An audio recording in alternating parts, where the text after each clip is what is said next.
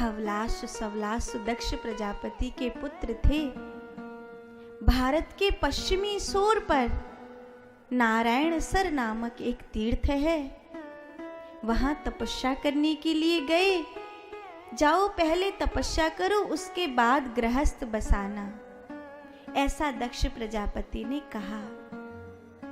पहले तपस्या करो फिर गृहस्थ बसाना, यही नियम है। पहले योग्य बनो, उसके बाद संसार में जाओ। आजकल वासनाओं का दौर थोड़ा ज्यादा आ गया है। टीवी मोबाइल पर दुनिया ठग रही है। कईयों ने तो व्यापार ही बना लिया है। कपड़े उतार कर नृत्य करो और धन कमाओ, यही व्यापार हो गया है। ऐसे में जो किशोर है, जो युवा है, वो क्या करे? किसी स्त्री में मन फंस गया, किसी पुरुष में मन फंस गया, किसी का शरीर अच्छा लग गया, किसी का स्वभाव अच्छा लग गया, किसी की बातें अच्छी लग गई तो किसी की नजर अच्छी लग गई। ये लव जिहाद क्या है? अभी भारत के आंकड़े दिखाए गए थे, हर घंटे एक दहेज उत्पीड़न का केस आ रहा है। हर घंटे कोई कन्या दहेज के लिए मर रही है। कितनी बड़ी बात है। अगर दिन में 24 घंटे होते हैं तो 24 छोरी, ये तो पुलिस केस है। और बहुत सारे तो ऐसे भी होंगे जो पुलिस केस होते नहीं होंगे, उनका तो कोई रिकॉर्ड ही नहीं है। फिर क्या है?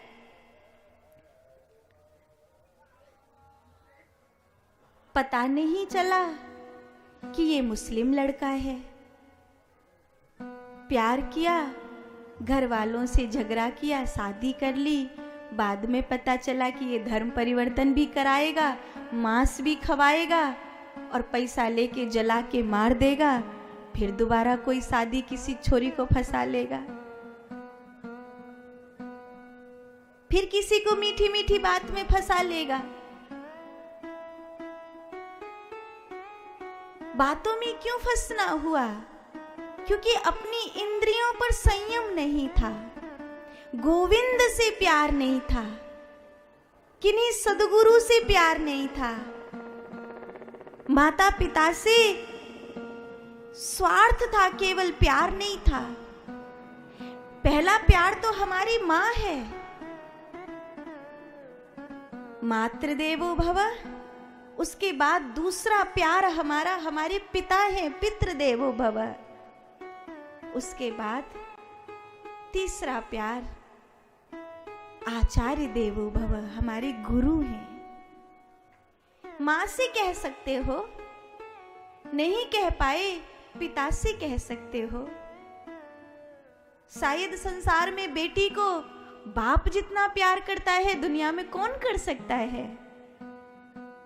लोग कहते हैं कि बाप की आत्मा बेटा होता है, लेकिन देखने सुनने में तो ये आया है कि बेटी बाप का कलेजा का टुकड़ा होता है और बेटा माँ बेटे की ओर ज्यादा पचेगी और बाप बेटी की ओर ज्यादा पचेगा। देखने में तो ये आया है। कोई अपवाद हो तो दूसरी बात है। एक पुत्री की उंगली पकड़ के उसे चलाने का सुख क्या होता है, एक पिता के कलेजे से पूछो। उसे कंधे पे बिठा के मेला दिखाने का सुख क्या होता है। परियों जैसी फ्रॉक पहना के अपनी नन्ही सी गुड़िया को पाँव में छोटी छोटी पैंजनियां पहना के कंधे पे बिठा के मेला दिखाऊंगा। ये मेरी पुत्री है, ये मेरी बेटी है, ये मेरी शान है। और वहीं जब ये पता चले कि वो दहेज के लिए जला दी गई,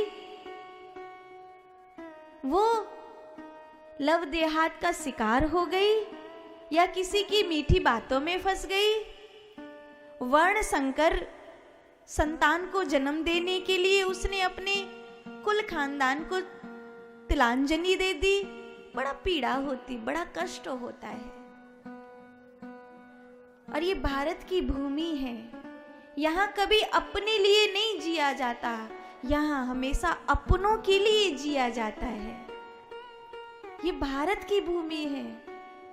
कभी भी इतिहास उठाकर देख लो, किसी विदेशी ने भी भारत की प्रशंसा करते हुए कहा होगा तो यही बात कही होगी कि संगठित परिवार देखने हैं तो जाओ भारत में जाकर के देखो, क्योंकि यहाँ अपनों के लिए जिया जाता है।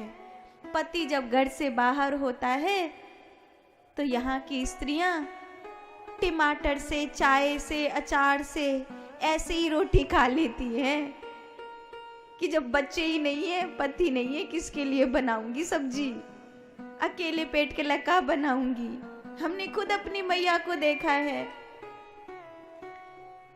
अकेली होती है तो बना के नहीं खाती, कहते कौन के ताही बनाऊंगी, ऐसे ही चाय वाय पी के काम चला लेती है।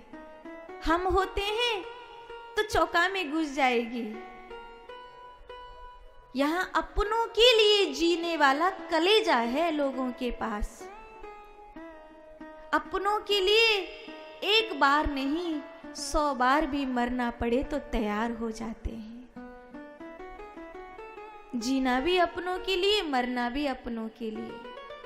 तो भारत की ये परंपरा है कि पहले योग्य बनो फिर गृहस्थ बसाओ। इसीलिए 4 आश्रम महात्माओं ने बनाए हैं और महात्मा कहते हैं इन्हीं 4 आश्रमों से बच्चा तुमको जीना है। सबसे पहला ब्रह्मचर्य आश्रम, दूसरा गृहस्थ आश्रम, तीसरा वानप्रस्थ आश्रम और चौथा संन्यास आश्रम। इसी के आधार पर जीना, यही जीवन का तुम्हारे लक्ष्य है।